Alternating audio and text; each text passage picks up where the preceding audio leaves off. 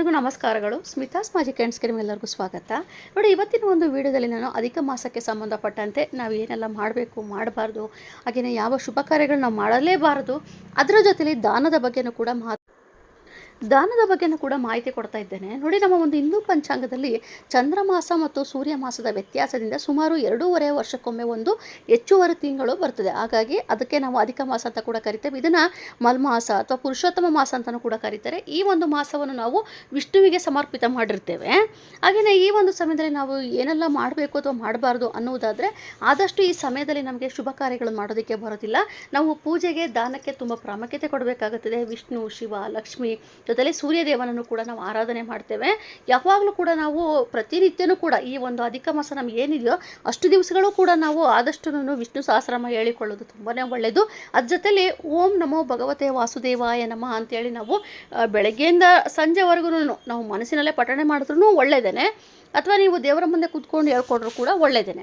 ಹಾಗೆಯೇ ಈ ಮಾಸದಲ್ಲಿ ನಾವು ಯಾವೆಲ್ಲ ಶುಭ ಕಾರ್ಯಗಳನ್ನು ಮಾಡೋದಕ್ಕೆ ಬರೋದೇ ಇಲ್ಲ ಅನ್ನೋದಾದರೆ, ಗೃಹ ಪ್ರವೇಶ ಬರೋದಿಲ್ಲ, ಮಕ್ಕಳಿಗೆ ಮುಡಿ ಕೊಡುವಂಥದ್ದಾಗಿರ್ಬೋದು, ಹುಟ್ಟಿದ ಮಗುವಿಗೆ ಒಂದು ಶಾಸ್ತ್ರ ಮಾಡುವಂಥದ್ದಾಗಿರ್ಬೋದು, ಹೊಸದಾಗಿ ಜಮೀನು ಖರೀದಿ ಮಾಡೋಂಥದ್ದಾಗಿರ್ಬೋದು, ಅಥವಾ ಪತ್ರಗಳ ವಿನಿಮಯ ಆಗಿರ್ಬೋದು, ಹೊಸ ವಸ್ತುಗಳನ್ನು ಕೊಂಡ್ಕೊಳ್ಳೋದಾಗಿರ್ಬೋದು, ಅಥವಾ ನೀವೇನಾದರೂ ಒಡವೆ ಕೊಂಡ್ಕೊಳ್ತಾ ಇದ್ದೀರಿ ಅಂದರೆ ಅದು ಸಹ ಮಾಡೋದಕ್ಕೆ ಬರೋದಿಲ್ಲ. ಅದರಲ್ಲೂ ಬಹುಮುಖ್ಯವಾಗಿ ನೀವೇನಾದರೂ ಮದುವೆ ಕಾರ್ಯಗಳಿಗೆ ಕೊಂಡ್ಕೊಳ್ತೀರಿ ಅಂತಂದರೆ ಖಂಡಿತ ನೀವು ಈ ಶುಭ ಕಾರ್ಯಗಳು ಮಾಡೋದಕ್ಕೆ ಬರೋದೇ ಇಲ್ಲ.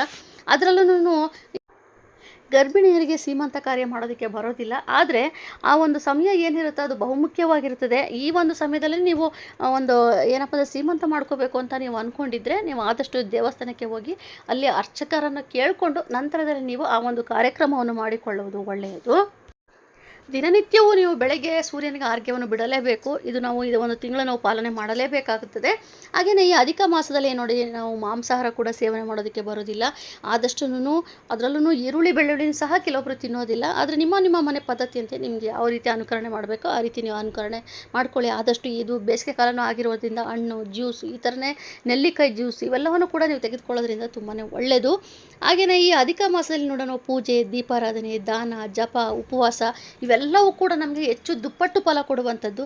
ಹಾಗಾಗಿ ಈ ಒಂದು ಸಮಯದಲ್ಲಿ ನೀವು ಮಾಡಿಕೊಂಡ್ರೆ ಅಧಿಕ ಮಾಸದಲ್ಲಿ ನಾನು ಏನು ತಿಳಿಸ್ಕೊಟ್ಟಿದ್ದೀನೋ ಆ ಒಂದು ನೀವು ಅನುಕರಣೆ ಮಾಡಿದರೆ ತುಂಬಾ ಒಳ್ಳೆಯದು. ಹಾಗೆ ನೀವು ಈಗ ಏನೆಲ್ಲ ದಾನಗಳನ್ನು ಕೊಟ್ಟರೆ ಒಳ್ಳೆಯದು ಅನ್ನೋದಾದರೆ, ಈ ಒಂದು ಸಮಯದಲ್ಲಿ 33 ವಸ್ತುಗಳನ್ನು ದಾನ ಕೊಡ್ತಾರೆ. ಆದರೆ ದಾನ ಅಂತ ಬಂದಾಗ ಏನಾಗುತ್ತೆ ಅಂದರೆ, ಎಲ್ಲರಿಗೂ ಕೂಡ ಅಷ್ಟೂ ಒಟ್ಟಿಗೆ ಕೊಡೋದಕ್ಕೆ ಆಗೋದಿಲ್ಲ. ಹಾಗಾಗಿ ನಾನೇನು ಹೇಳ್ತೇನೆ ಅಂತಂದರೆ, ನೀವು ಅದನ್ನು ಭಾಗವನ್ನು ಮಾಡಿಕೊಂಡು ನಿಮಗೆ ಎಷ್ಟು ಸಾಧ್ಯನೋ ಅಷ್ಟರ ಮಟ್ಟಿಗೆ ನೀವು ದಾನವನ್ನು ಕೊಡ್ಬೋದು. ಈಗ ನೋಡಿ, ನಾನು ಮೊದಲು 33 ವಸ್ತುಗಳು ಯಾವುದು ದಾನ ಕೊಡ್ಬೋದು ಅಂತ ನಾನು ನಿಮಗೆ ತಿಳಿಸ್ಕೊಡ್ತಾ ಇದ್ದೇನೆ.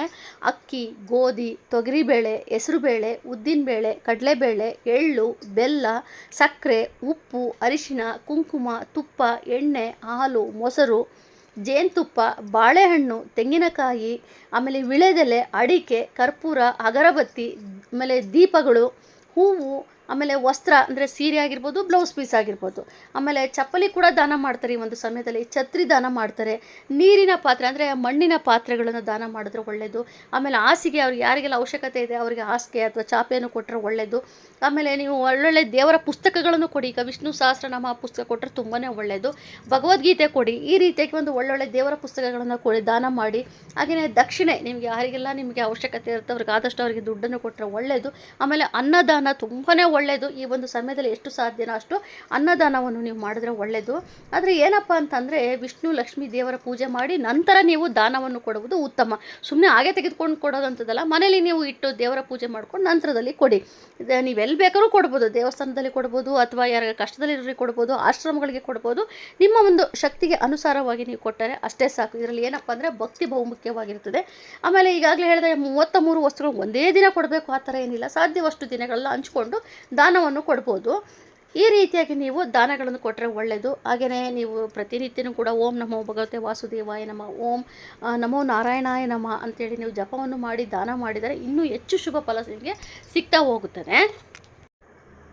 33 ವಸ್ತುಗಳನ್ನು ನಾವು ಯಾಕೆ ದಾನ ಮಾಡಬೇಕು ಅಂದರೆ, 33 ಕೋಟಿ ದೇವತೆಗಳ ಒಂದು ಆಶೀರ್ವಾದ ಪಡೆಯೋದಕ್ಕೋಸ್ಕರ ನಾವು ಈ ಒಂದು ಅಧಿಕ ಮಾಸದಲ್ಲಿ ಈ ರೀತಿಯಾಗಿ ನಾವು ದಾನವನ್ನು ಮಾಡ್ತೇವೆ. ಸೊ ಫ್ರೆಂಡ್ಸ್, ಇವತ್ತು ನಾನು ನಿಮಗೆ ತಿಳಿಸ್ಕೊಟ್ಟಿರೋಂಥ ಮಾಹಿತಿ ಹೇಗಿತ್ತು ಅಂತೇಳಿ ಒಂದು ಕಮೆಂಟ್ ಮಾಡಿ, ಲೈಕ್ ಮಾಡಿ, ಶೇರ್ ಮಾಡಿ, ಹಾಗೆಯೇ ಸಬ್ಸ್ಕ್ರೈಬ್ ಮಾಡ್ಕೊಳ್ಳಿ. Thank you.